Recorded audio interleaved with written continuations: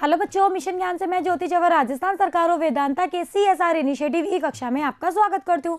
देखिए बच्चों, हम लोग पढ़ रहे हैं हमारी श्रृंखला अभिक्रिया के बारे में पढ़ रहे हैं ना। लास्ट वीडियो में हमने श्रृंखला अभिक्रिया जानी थी।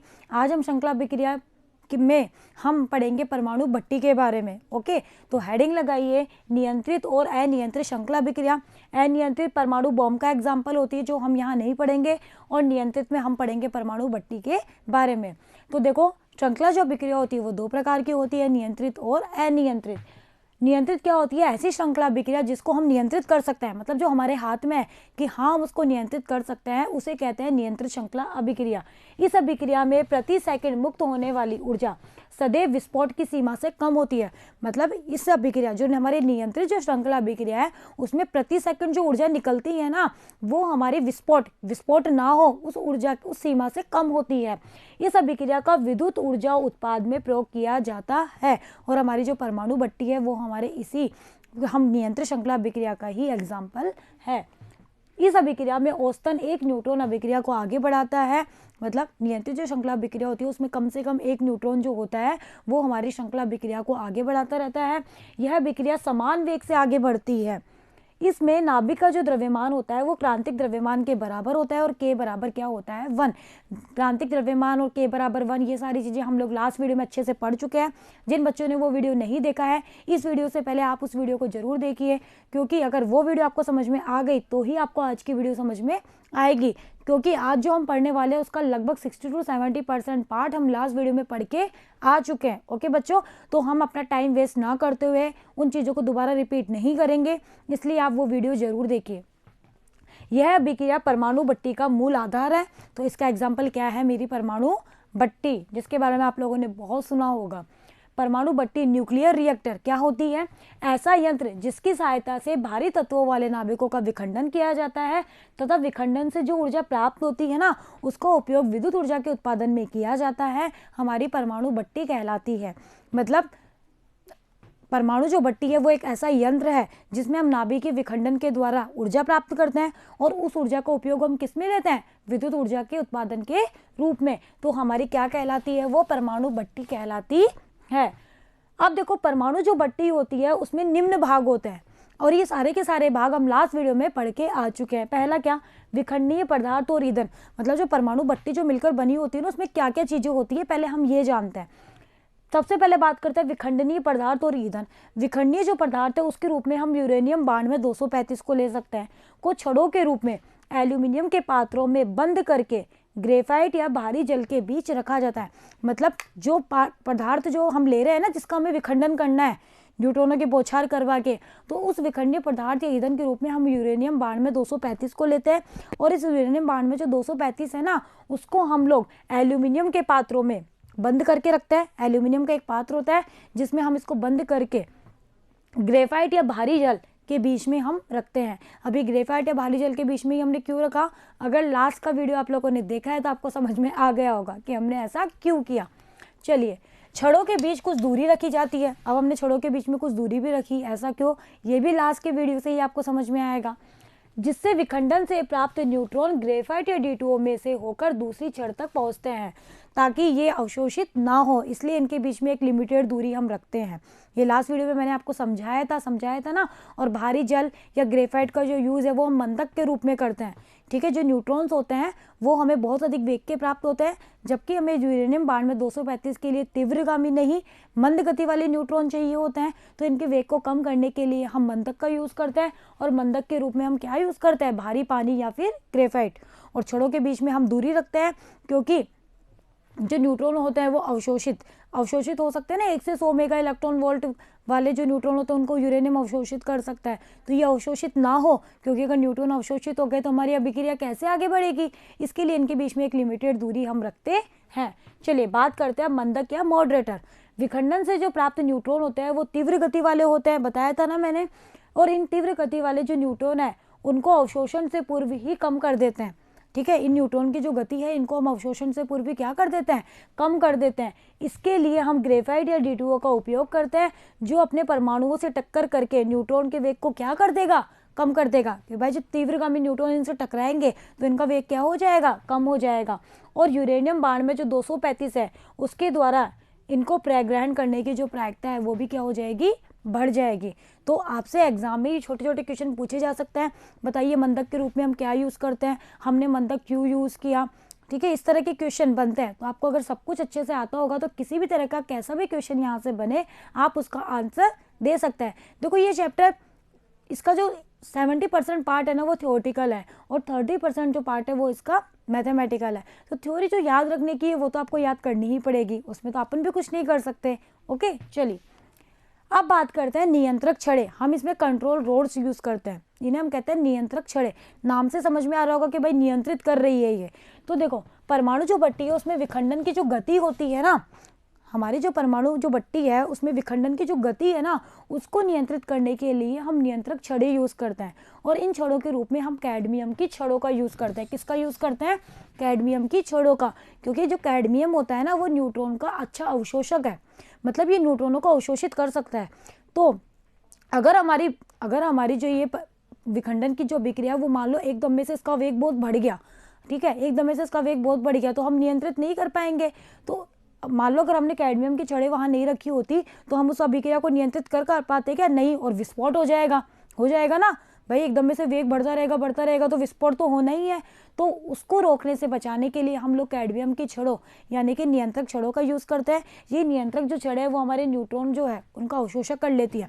इनको हम अपनी सुविधा के अनुसार गहराई में गाड़ कर कि हमें कितने न्यूट्रॉनों को अवशोषित करवाना है, हमें K बराबर 1 रखना है। मैंने बताया था ना कि हमें जो K होता है न्यूट्रॉन गुणक इसका मान 1 रखना है, ठीक है, या फिर हमें K लेस देन 1 करना है या K ग्रेटर देन 1 करना है, वो हम इन छड़ों के द्वारा नियंत्रित कर सकते हैं। जब ये छड़ें रिएक्टर में एक उपयुक्त गहराई तक प्रवेश कराई जाती है तो यह पर्याप्त संख्या में न्यूट्रॉनों का अवशोषण कर लेती है, जिससे विखंडन जो क्रिया है वो बंद हो जाती है। पर्याप्त संख्या में न्यूट्रॉनों का अवशोषण कर लेती है, जिससे विखंडन जो क्रिया है वो बंद हो जाती है।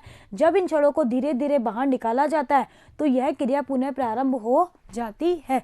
मतलब ये कि कैडमियम की जो छड़ें होती है इनको अंदर डालना बाहर डालना हमारे हाथों में होता है।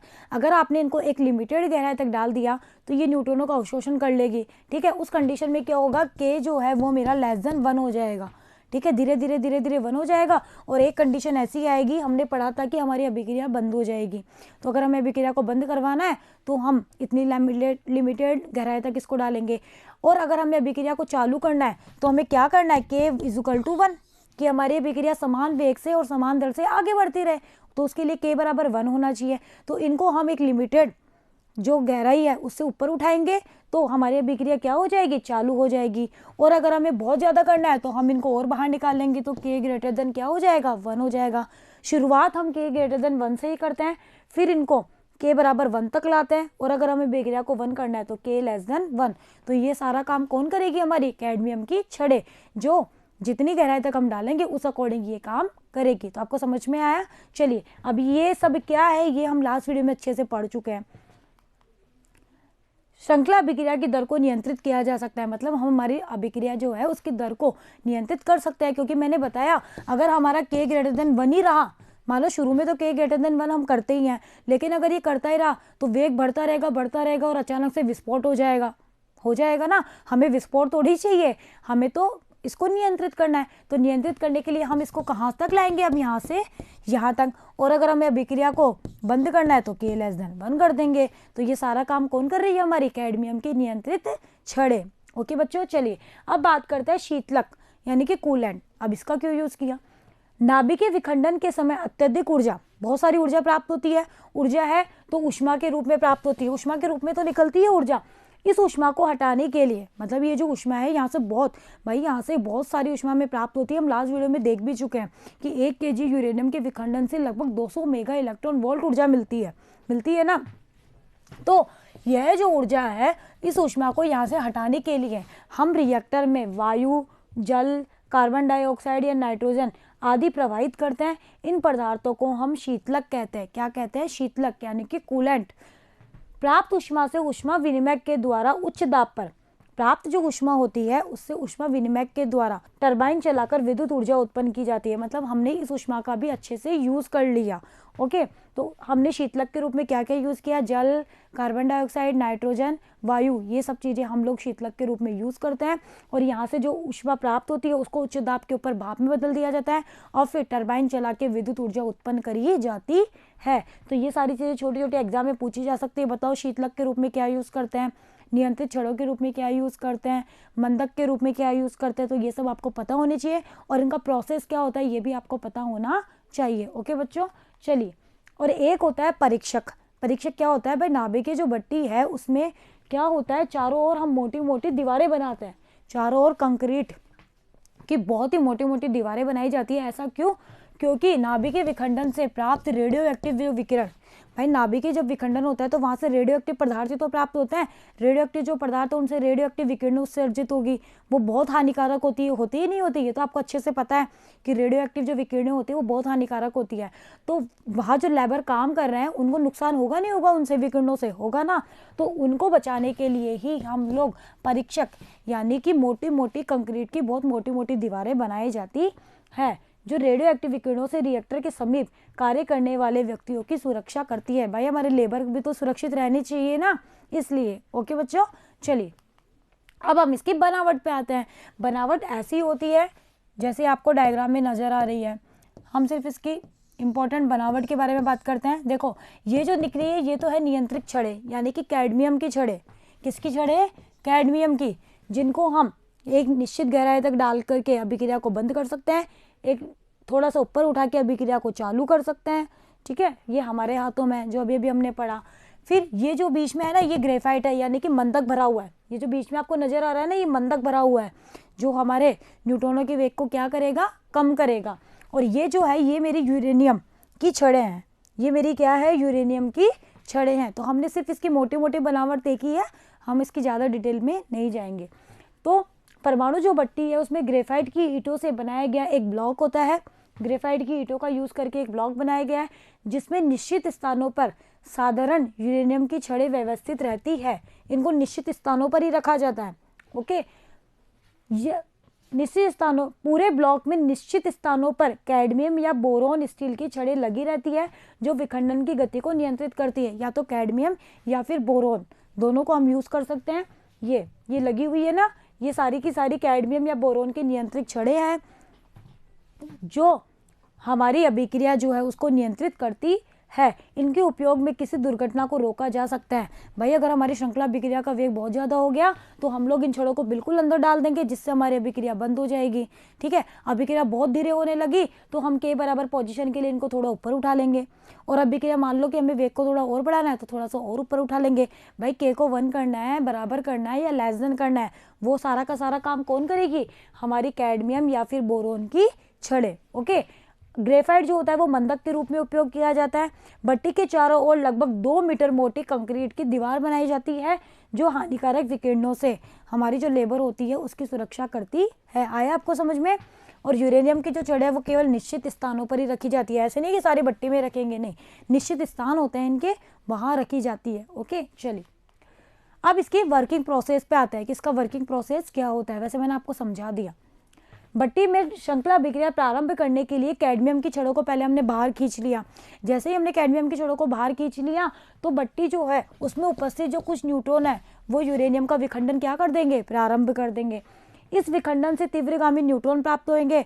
उन तीव्रगामी जो न्यूट्रॉन है वो ग्रेफाइट या D2O से टकरा के उनका वेग कम हो जाएगा तथा ये मंद न्यूट्रॉन में कन्वर्ट होकर वापस जो यूरेनियम और जो यूरेनियम है उनका विखंडन करेंगे। इस प्रकार श्रृंखला अभिक्रिया चलती रहती है। इस अभिक्रिया को कैडमियम की छड़ों के द्वारा नियंत्रित किया जा सकता है। अगर हमारा वेग बहुत ज़्यादा हो रहा है तो हम छड़ों को थोड़ा अंदर डाल के के बराबर 1 की पोजीशन लाएंगे।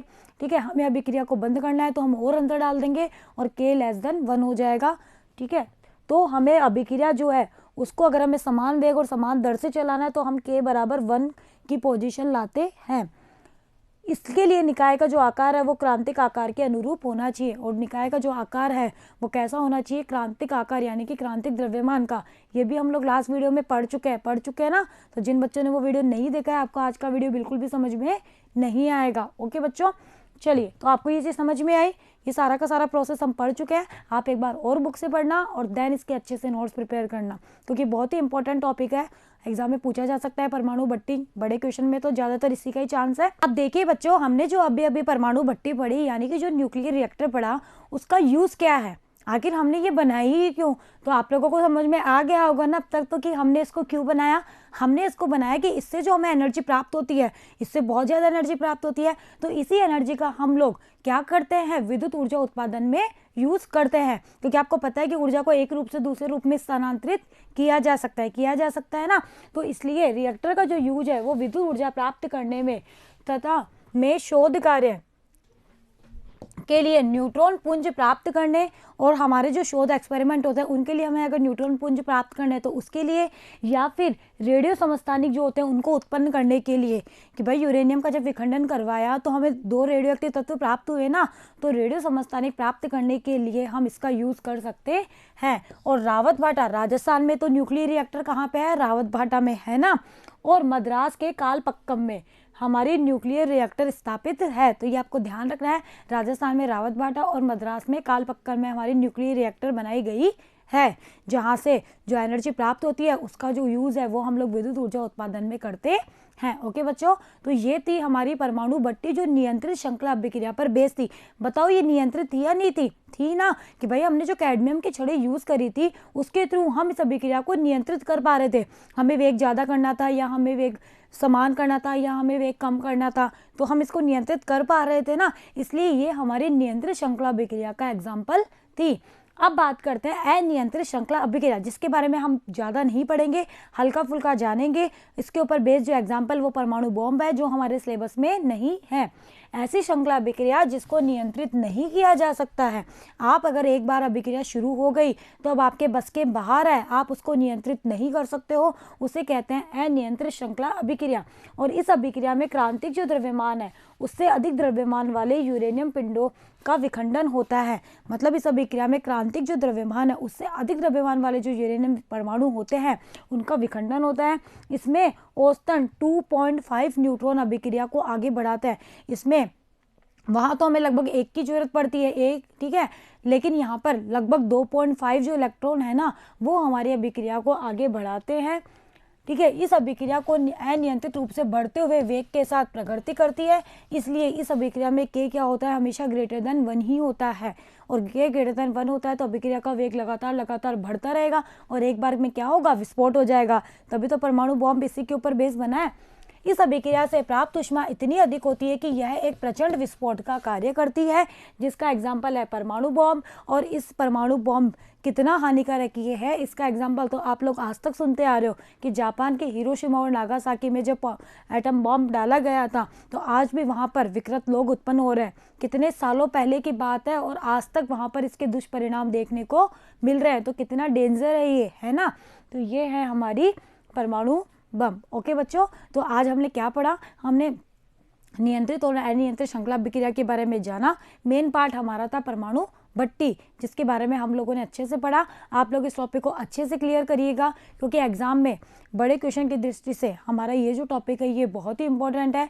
इसका जो डायग्राम उसकी आप लोग एक बार प्रैक्टिस जरूर करिएगा। इससे जो छोटे छोटे क्वेश्चंस बन रहे हैं उनकी भी आप लोग प्रैक्टिस जरूर करना और रटना मत। रटने वाला इस टॉपिक में ऐसा कुछ ही नहीं है, ठीक है, बनावट वगैरह है, ये सब है, ये तो हमें ध्यान रखना ही है। लेकिन मेन इसका बेस क्या था वो मैंने आपको समझाया कि नियंत्रित छड़ों के द्वारा हमने कैसे के ग्रेटर देन 1, के बराबर 1, के लेस देन 1 करा।